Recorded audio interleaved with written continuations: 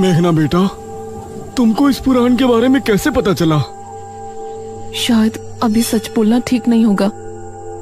मुझे माफ कीजिएगा अंकल, मैं एक रात यहाँ अकेले आई थी, तभी मैंने उस चाबी को रखे देखा था, लेकिन वो उस तहखाने की है ये मुझे नहीं पता था। कोई बात नहीं बेटा, तुम्हारा बहुत बहुत धन्यवाद कि तुमने हमें बेरमपुर पुराण तक पहुंचाया। तांत्रिक महाराज, अब जल्दी कीजिए। तांत्रिक महाराज ने किताब को खोला और पढ़ना शुरू किया। महाराज दमयंती के जवान और खूबसूरत हो जाने से बहुत खुश थे और इस तरह राज्य के लोग निशिर-मोलों के खौफ से डर में थे। ऐसे ही 3 माह गुजर गए और एक दिन प्रजा के 2 आदमी महल में पहुंचे।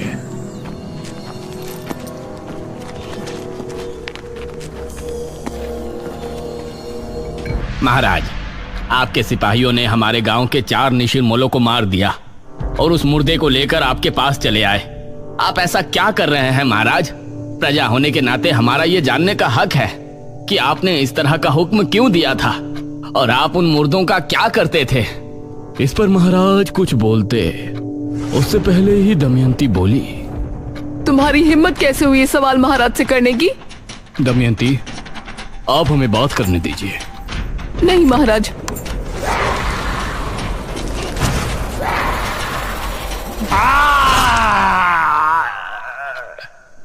ये क्या? कौन हो तुम? दमयंती, एक डायन। ये सुनकर सभी हैरान और खौफ में थे। महाराज का भी शरीर थर थर कांप रहा था। तो आपने हमसे विवाह क्यों किया? क्यों प्रेम का खेल रचाया हमारे साथ? मैं ये पति पत्नी के किसी धर्म को नहीं मानती। मैंने जो कुछ भी किया सिर्फ इसलिए किया कि मुझे समय पर मुर्दों का खून मिलता रहे और उसी से मैं अपनी उम्र को 1000 साल बढ़ा लूं। क्या? ये क्या कह रही है पिताश्री? हाँ, यही सच्चाई है और इस काम में तुमने मेरी मदद की, इसलिए मैं तुमको छोड़ रही हूँ। अब निकल जाओ दोनों पिता और पुत्री यहाँ से। इस राज्य पर अब सिर्फ मेरा राज होगा, डायन दमयंती का। ये कहकर दमयंती ने अपने हाथ की एक उंगली महाराज की तरफ की और तभी राजकुमारी और महाराज इस तरह से महल से बाहर पहुंच गए जैसे किसी अदृश्य शक्ति ने उन्हें फेंका हो। अब दमयंती सिंहासन पर बैठ गई थी।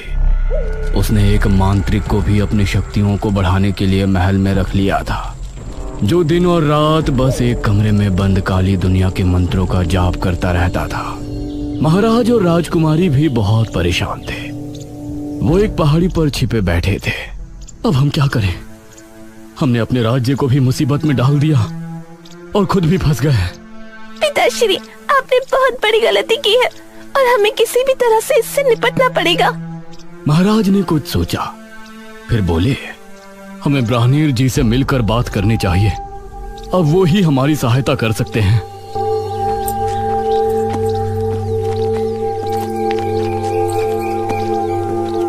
महाराज और राजकुमारी दोनों ब्राह्मण जी के पास पहुंचे और उन्हें अपनी दुविधा बताई।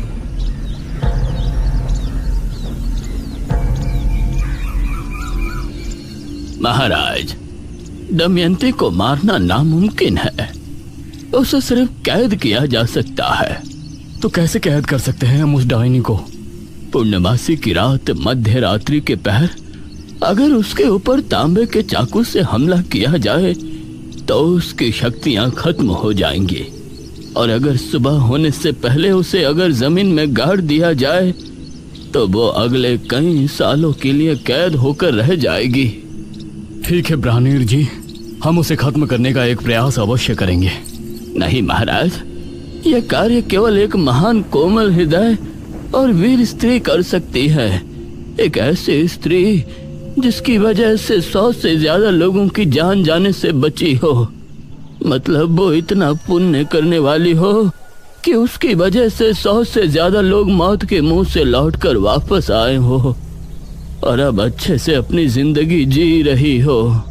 हे भगवान, अब ऐसी स्त्री हम कहाँ ढूंढेंगे?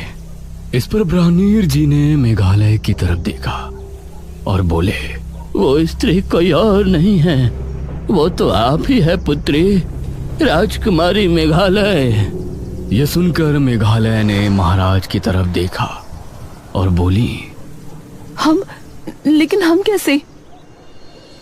याद कीजिए महाराज, जब आपके राज्य में महामारी फैली थी तो राजकुमारी मेघालय ही यहाँ उस बीज को सिद्ध कर लाई थी जिससे मृत्युंजय अमृत का पेड़ उगा, और उसकी वजह से सैकड़ों नहीं बल्कि राज्य के हजारों लोगों की जान जाने से बची।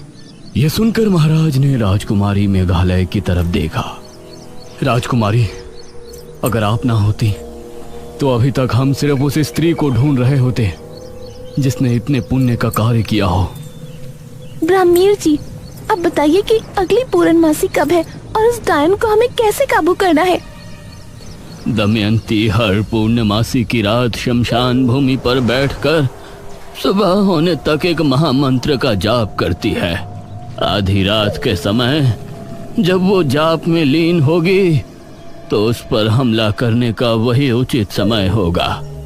उस पर हमला करने से पहले तुमको एक मंत्र पढ़ना होगा और बिना देर किए उस पर वार कर देना। ठीक है ब्राह्मीण जी, इस पूर्णमासी की रात दमयंती के जुल्म की आखिरी रात होगी। दमयंती बहुत खुश थी और पूरे राज्य की प्रजा पर उसका प्रकोप बरस रहा था। कोई भी उसके खिलाफ खड़े होने की हिम्मत नहीं कर सकता था। वो अपनी शक्तियां बढ़ाने के लिए हर माह कितने लोगों को अपना शिकार बनाती थी। कुछ दिन ऐसे ही गुजर गए।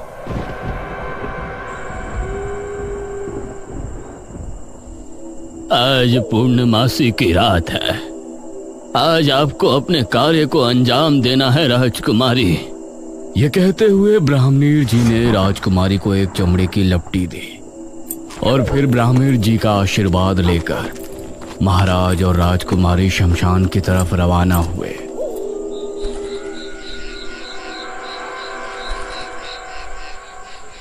अभी दमयंती नहीं आई है, हमें सावधानी से छिपकर सब कार्य करना होगा।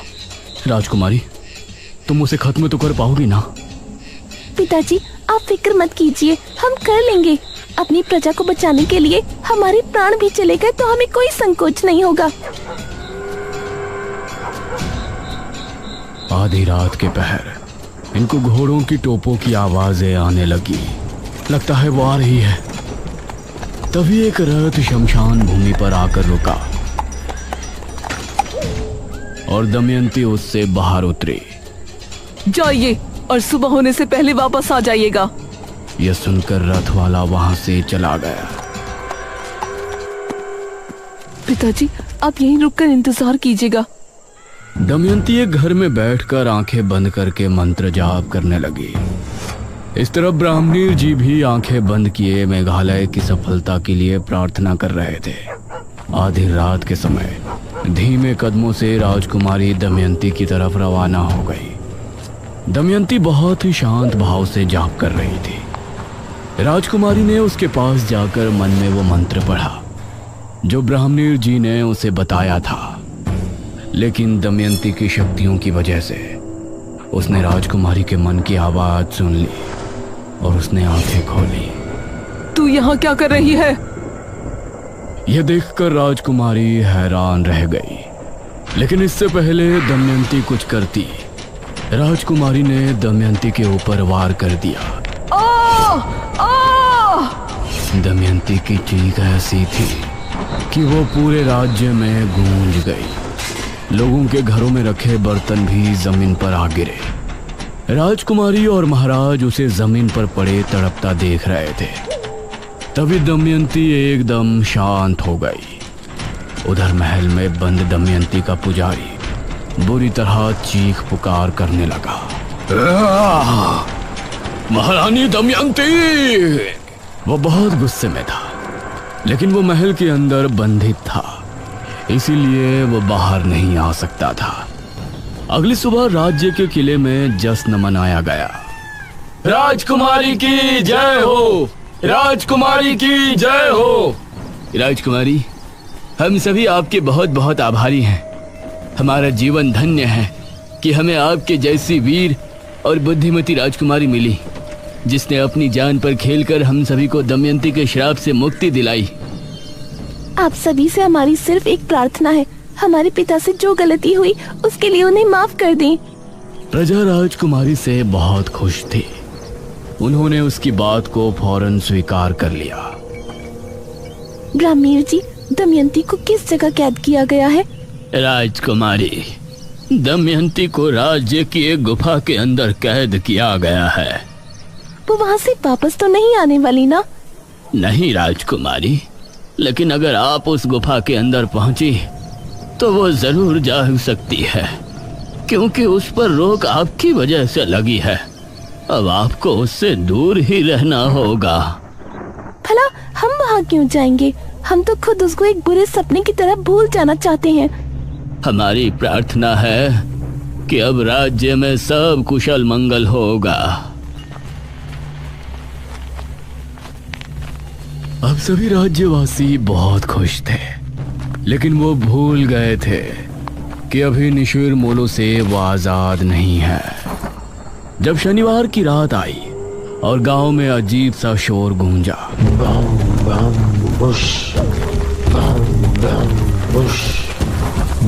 तो उसे सुनकर सभी की रूह कांप उठी। अरे, ये तो निशिर मोलो की आवाज है। निशिर मोलो आए और अपने साथ 2 आदमियों को उठाकर ले गए। अगली सुबह फिर से सभा बैठाई गई।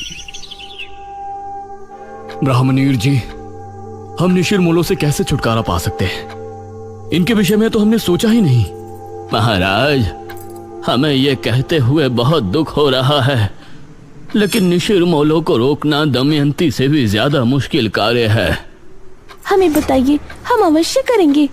निशिर मोलो महाराज को एक दुष्ट राजा मानते हैं। यह सुनकर राजकुमारी के चेहरे पर परेशानी के भाव भर आए। हम उनसे बात करेंगे। निशिर मोलो के गुनहगार हम हैं, तो उनसे प्रजा को मुक्त कराना भी हमारा कर्तव्य है। नहीं पिताश्री, वो आपको देखते ही मार देंगे। ये कार्य हमें करने दीजिए आप। ठीक है पुत्री, लेकिन आप करेंगे क्या? ये सुनकर राजकुमारी के माथे पर सलवटें उभर आई। अगले शनिवार सभी लोग अपने अपने घरों में बंद थे। रात के समय वही आवाज गांव में गूंजने लगी।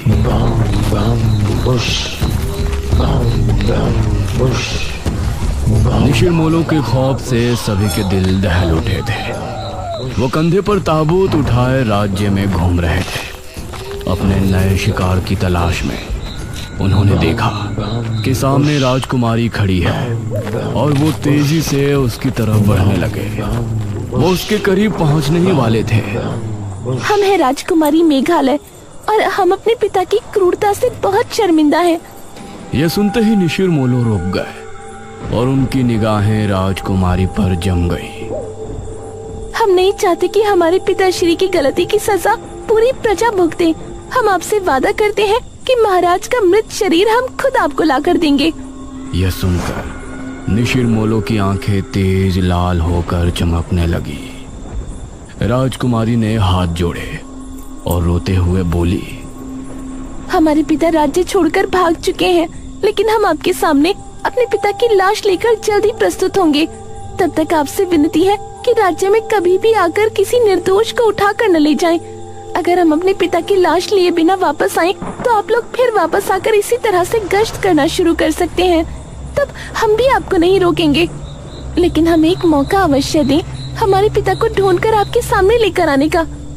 यह सुनकर निशिर मोलो उसी समय बिना किसी को लिए कब्रिस्तान की तरफ चले गए।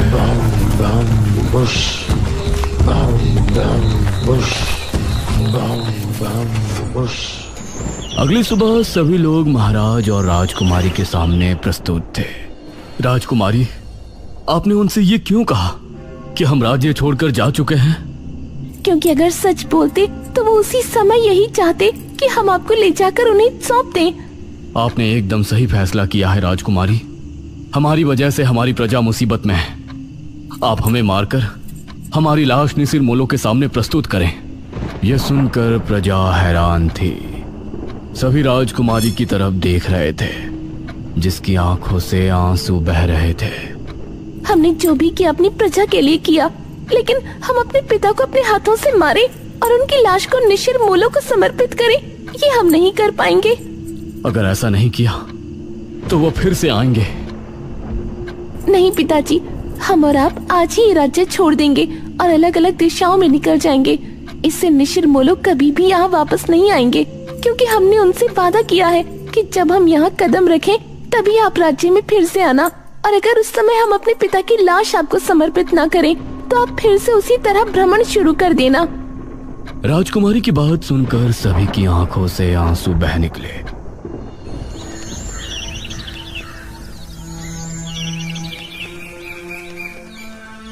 उसके बाद राजकुमारी और महाराज ने उसी दिन राज्य छोड़ दिया और फिर निशिर मोलो कभी नजर नहीं आए। इतना पढ़ने के बाद ये तांत्रिक महाराज ने पुराण बंद कर दिया। इस पुराण के हिसाब से तो जब राजकुमारी राज्य में वापस आएंगी तभी निशिर मोलो वापस आएंगे, लेकिन अब 400 साल बाद वो क्यों लौटे हैं? क्या राजकुमारी गांव में वापस आ गई है? अगर वो आई है तो है कहाँ? ये तुम कैसी बातें कर रहे हो? भला 400 साल बाद राजकुमारी वापस कैसे आ सकती है? यही तो समझ नहीं आ रहा है कि निशिर मोलो आए हैं तो कैसे, क्या वजह है उनके वापस आने की? इसमें आगे की कहानी नहीं लिखी। महाराज और राजकुमारी का बाद में क्या हुआ? नहीं पुत्रे, पुराण समाप्त हो गया।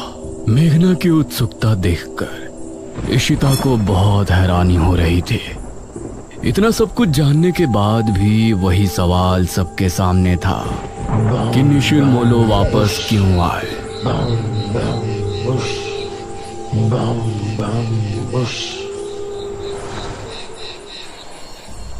रात के समय इशिता और मेघना जब कमरे में थे तो मेघना अभी भी सोच में डूबी थी।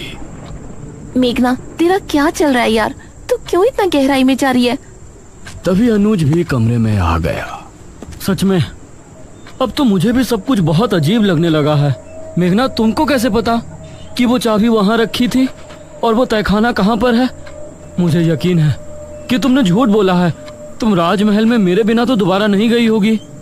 इशिता और अनुज दोनों मेघना की तरफ गौर से देख रहे थे। मुझे बचपन से ही सपने आते थे जिनमें मृत्युंजय अमृत का पेड़ मुझे दिखाई देता था। जब मैंने यहाँ गांव की जमीन पर कदम रखा तो मौसम बदल गया था और आंधी आ गई थी।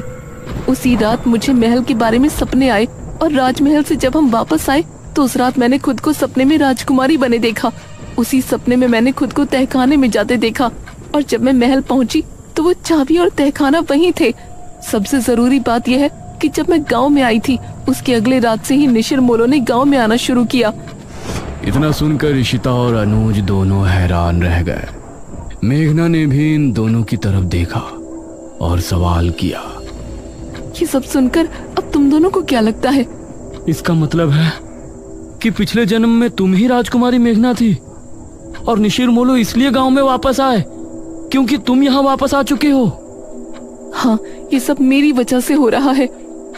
हे भगवान, तो अब हम क्या करेंगे? क्या हमें यहाँ से चले जाना चाहिए? नहीं, मुझे नहीं लगता कि उससे कोई फायदा होगा। या तो वो मुझे लेकर जाएंगे या फिर महाराज की लाश। ये तीनों अब गहरी सोच में डूब गए और उस तरफ तांत्रिक महाराज और गांव के लोग भी परेशान थे। इस कहानी में आगे क्या होगा? मेघना किस तरह से निशिर मोलो से गांव को आजाद कराएगी? ये जानने के लिए इस कहानी का अगला और आखिरी भाग जरूर देखें।